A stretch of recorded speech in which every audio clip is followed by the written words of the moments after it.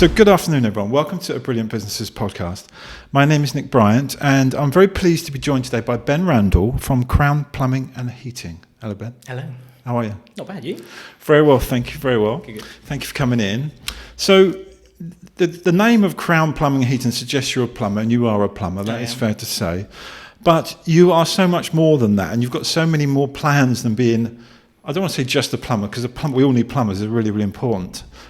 So, but let's go into that. But before we do that, let's talk about your background and how you've got to where you are, and then let's go from there. When I was a child. When you were a child. Dreaming of plumbing. Yeah. Is that right? Not quite. So I originally come from Somerset, in the southwest. I managed to leave the accent behind, so I don't talk like this anymore, which is good. So I started an apprenticeship back in, goodness knows when, I think it's back in 2012 I officially started. I'd done a few sort of taster days at local colleges, and my family was sort of saying, explore the route, see if you enjoy it. We did a few taster days, really enjoyed it, and when you're 16 and you're thinking, I've got no idea what I want to do, I sort of just fell into doing that basically. I was working at a bakery at the time on a Saturday job, which ended up being a full-time job for a year while I was searching for a full-time apprenticeship. I started with one guy, local guy, for a couple of months, and he wasn't suited to employing people. Right, okay. He was a one-man band. That way we went our separate ways quite quickly, and obviously I was sort of still wanting to do it, and my brother put me in touch with one of his friends who lived fairly locally, and it started off just as sort of a couple of days here and there, and then just went to full-time. We got on really well. I don't think he realised that actually he could do the whole teaching and having an apprentice. The rest is history with that. So he sort of grew from that as well, without realising. Definitely. And I think because sometimes one of the hardest things to find is someone that you can work with, especially as an apprentice. Or finding a sponsor like that is a challenge. You mentioned it took you a year to find someone, and he wasn't quite right anyway. No, and that was sending letters out literally every week. You send out a stack of letters, chase them up, emails, phone calls. Most of them you never heard back from, and those that you did were like, well, I'm not sure about it. And then, eventually got to a point where, finally sort of found the right person. Good. And I will give him a shout out because Sean Coleman from Handy Heat in Minehead. Right. But he's as much as I don't want to admit, he was an exceptional teacher. Good. And it just worked really well. So. We worked together for, must have been 3-4 years while I was doing the apprenticeship. Down in Somerset? Yes, down in Somerset, yeah. So I was level 3 qualified, a level 3 MVQ in plumbing and heating, with a bit of sort of renewables mixed in with that as well, because they were just starting to touch on that at the time. And then the college put us through our gas safe course as well. Came out at the end of that, and was fully qualified, as they say, but no experience, as like most of these courses. I ended up working with Sean for probably another year after that. Just got to a point where the time was sort of right to go out and do my own thing, basically. That was the whole sort of apprenticeship. That's it. I mean, I guess that's quite similar to a lot of people's really. And then deciding to step out in the big world. Do you go on your own? Do you not? Do you continue working for someone? And obviously you made the bold move. So then what happened? Did you then you moved to this way? So yes, then it would have been 2017. Got to a point where Taunton is a large town, but growing up, like anywhere you sort of grow up, you know everyone. So we go back and visit on a weekend, and you see about 17 people that you know from school or something. It's that small town vibe. Big world out there. I always wanted to explore the option because I'd much rather fail at something and then have at least gone, well, I've tried it and it's not worked out, but you get the experience and knowledge from that. So 2017, it was February. I said I'd give myself 3 months in Sussex, and that was a slightly stressful 3 months when you turn up and you've got a week's work booked in, and that's it. You're like, what about the week after and the week after that? That's when I ended up joining the local networking group, BNI in Tunbridge Wells. And I was extremely lucky, to be fair, because the bathroom installer in the group at the time was just doing bathroom work. He wasn't really looking, he wasn't gas safe qualified, so wasn't looking at in doing any of that. And predominantly my work beforehand had been gas, central heating like boilers, radiators, and a bit of renewables work. So for me, we sort of it was perfect because we fell hand in hand. Yeah. We could just work each other's way all the time. So I do owe a lot to Mark Wheeler for the referrals I still am getting today from him. Still refer to each other. Yeah. Yes. Although I am quicker in a go-kart than him, I just want to throw that out. There you go, Mark. Any rumours go out. That's a really important point, actually. Now, you've moved into some other things around plumbing as well, two of them which are solar thermal panels. Yes. And rainwater harvesting. Let's talk about those a bit, either which way you want, but they're both new trends, I think, which people should recognise. Yeah, certainly. I think the renewables part of the MVQ was solar thermal. So it was installing what looked like solar PV, so your normal sort of electric panels that are on many houses around, but instead of a cable coming out of them, it's two pipes that come out of them, and the pipes go down to the hot water cylinder. So you put in essentially the same hot water cylinder you've got at the moment, it's just got another little coil inside, and those pipes run down to that, and when it's sunny they heat the hot water. So in the summer months, up to 100% of the hot water generation is through the panels, which is obviously free, which is nice in the day and age of the cost of living and energy crisis and all of that. So the idea of the solar thermal is essentially it's much easier to retrofit than a heat pump, for example. I appreciate a heat pump heats the whole home and hot water, but if you're looking for quite an easy retrofit, then other than the roofing works, it's changing the cylinder, running a few pipes, and that's it really. Fitting the panels to the roof.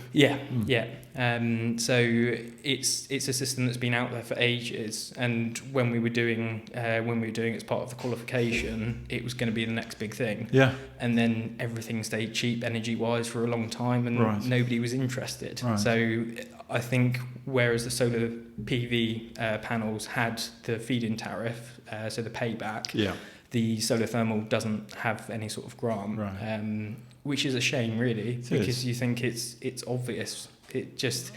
It's madness that even to this day new builds haven't got it as you must have it as part Do of they the have system. it in other countries? Yeah, do? absolutely. Most places are well ahead of us on stuff like that, unfortunately. They probably get funding for it in other countries as well. But I think it's seeing the long-term benefit, because in upgrading the cylinder for this particular system, you get a much better hot water system anyway. And then obviously you've got sort of peace of mind that in the summer months you're paying absolutely nothing for the pleasure. And even over the winter times, 30 to 40% sort of generation of hot water is still coming through those panels, even on a bit sort of dark and dreary day. So yes, it's a technology out there that not a lot of people know a huge amount about, and it seems a bit criminal that we're not. No, you fit, you install, you advise on all those things. Absolutely, yeah. So if anyone wants no information about it, then please get in touch with Ben. All his details are under the podcast. It's really, I think, maybe I'm a bit naive to it, but I've never even heard of it before. But so it's a really cool thing. Yeah, and the thing is it's a few panels on the roof, new cylinder, and that's it. Yeah. Well, it's a day's work, isn't it? Simple as that. Long day. And the rainwater harvesting sort of follows along the same theme as being something that should be really, really worthwhile for people, but not enough people are doing it. Yeah. Again, it's a technology that's been out there for literally years and years and years, and obviously a lot of people don't know a huge amount about it because it's not widely installed, but essentially it's just a giant water butt that can either sit below or above ground, and then pumps that water that's come off the roof through the guttering to the tank back into the house, feeds the toilets, feeds the washing machine, and will feed the garden tap as well. So when you get your little text through earlier and earlier every year from South East Water saying, oh, by the way, there's no water left, use it sort of carefully while we put a hose pipe ban in, actually you can merrily water away, and you're water, you can do what you like with it. You're not banned, you can just crack on. Yeah, it's all right, I've got plenty. Yes, yeah, exactly that. So most of the underground systems are designed to essentially run for about 20 to 30 days without rainfall. Right. So obviously over sort of the August period, where often you don't get a lot of rain, you can be pretty certain that you can continue using the system. Yeah. And if ever the tank ran dry, then there's a backup system, so it just pumps water into the tank and keeps the whole system going. So. Okay. Yeah, again, it's that there's various options out there, right? But ultimately, it's just a technology that's overlooked again because there's no payback there. So the tank, how big is the tank? They vary, so you can go from... You can have one built underground, can you? Yeah, absolutely, yeah. So we put in a 10,000 litre tank in Tunbridge Wells, and that was, I think the hole that was dug out was probably 3 metres by 4 metres and probably another 3 metres deep. So, big tank. It was a big hole. Yeah. But that then fed 5 toilets, 2 outside taps, 2 washing machines, and again, over the summer months, because you've got that volume there, you can just carry on using it and not even think about it. That's amazing. That sounds really good. So again, you do that, you fill out, you install those, you advise on those. If anyone wants one, get in contact with Ben, because they sound really good as well. Now, the exciting bit that we want to talk about is this is your idea, isn't it? Yes. Sort of. Yeah, it is your idea. Yeah.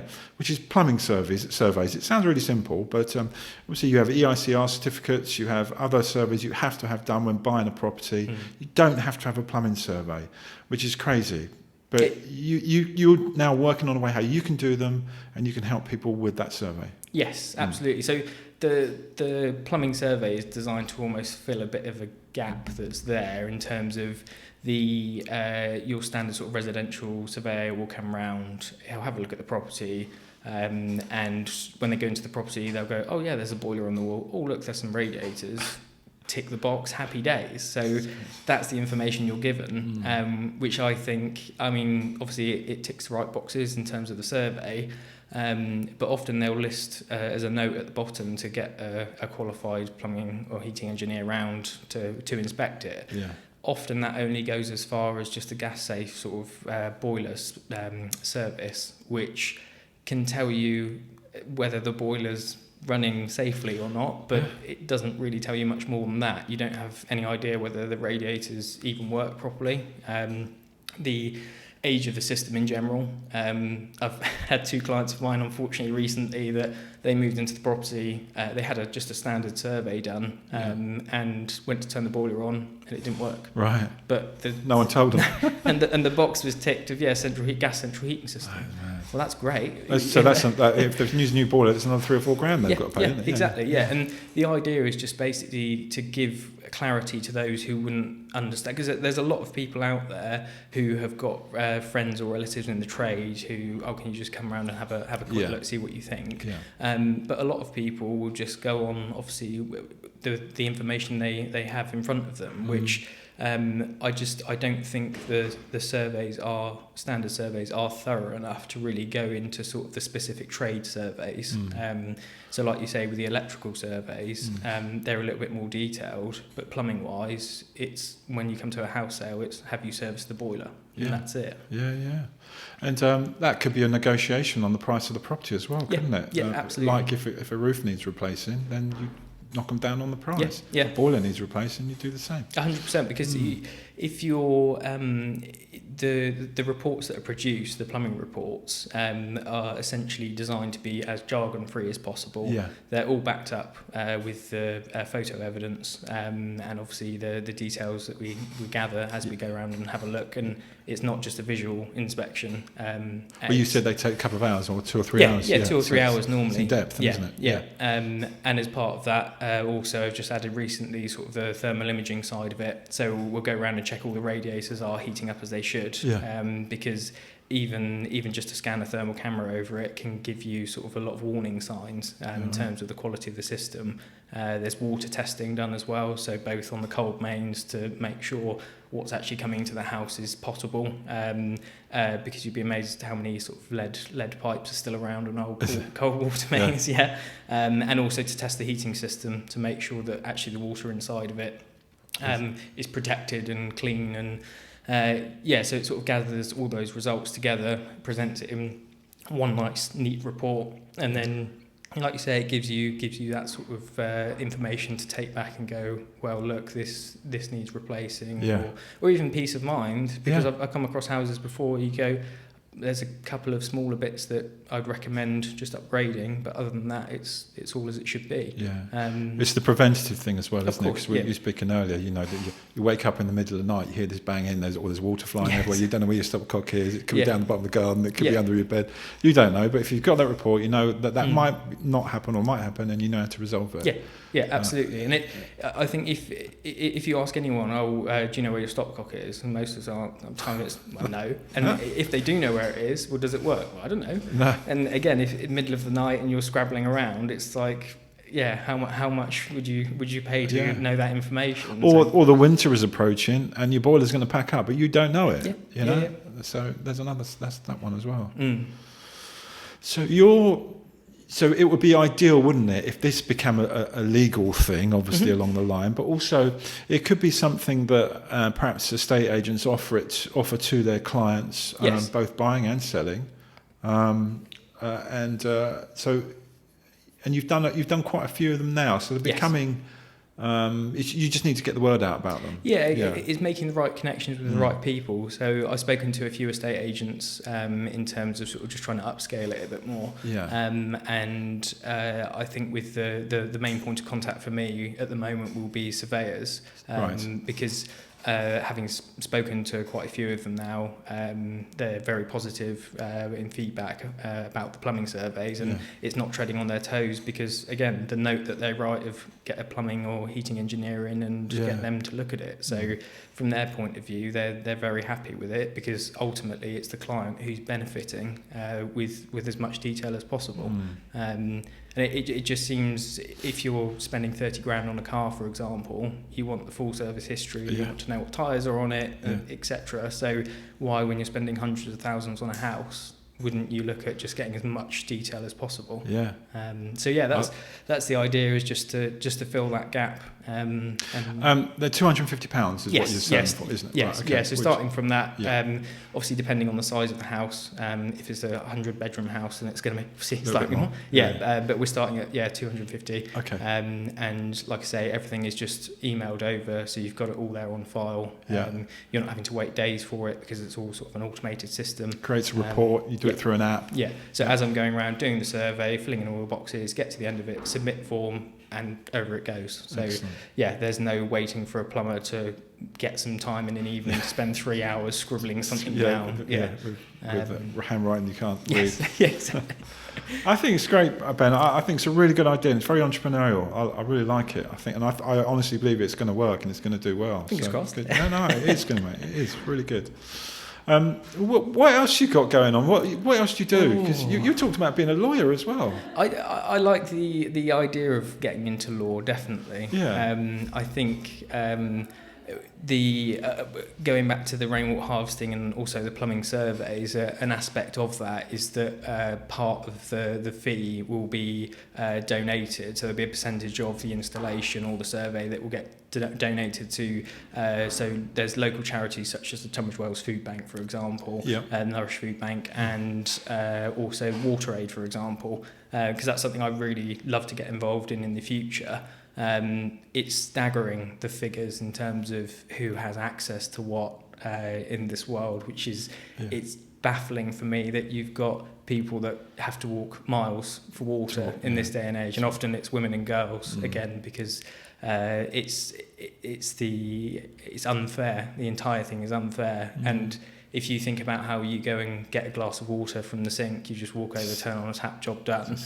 And when you've got people that are walking miles and miles and miles to get dirty water, potentially get a disease and die, and you just think, that's not quite right. No, and as much as I enjoy the plumbing, I just think there's more to life than sort of installing gold taps and that sort of stuff. I want to be out there actually making a bit of change. So what I'd like to do is obviously, whether it is sort of down the law route, because again that excites me, that sort of stuff. But whether it's working with charities on projects in other countries, or however it ends up, it's in your head and it's out there. So it's going to come to something like that. And I think this is the thing, is if the plumbing surveys takes off as I think it will, then it gives me a good foundation to then go from there. And like I say, it's sort of it's looking to do something with purpose, really. That was when I think about asking you next, was what does the future hold? But you sort of answered it there, really. Isn't it? I mean, the thing is, there's so many options. As much as I don't feel it sometimes, people tell me I'm still young. So it's, how old are you? 28. Are you? Which is the terrible 30 next year, and I'm just thinking, oh goodness. Embrace it. It's great. It's great to be 30. 25 was the worst for me. That was like that's it. It's downhill now. So I'm over all that now. You wait till you get to 45, 55. That is awesome, Ben. Thanks so much for explaining all that. I think the three main important things, obviously, are the solar thermal, the rainwater harvesting, and obviously the plumbing surveys. Yes. If anyone wants any information about any of those, then please get in touch with us, with Ben. All these details will be on this podcast. Or can I get? You've got a website, right? Yes. So the plumbing website is up at the moment, right. And then the survey website is coming very, very soon. Okay. All right. So we'll add that to it when you get it. So please send that to me. So thanks again, Ben. No, thank you. It's good to see you. And you. And onwards and upwards. Yes. And we'll see you all for another podcast soon. Excellent. Thank you. Thank you very much.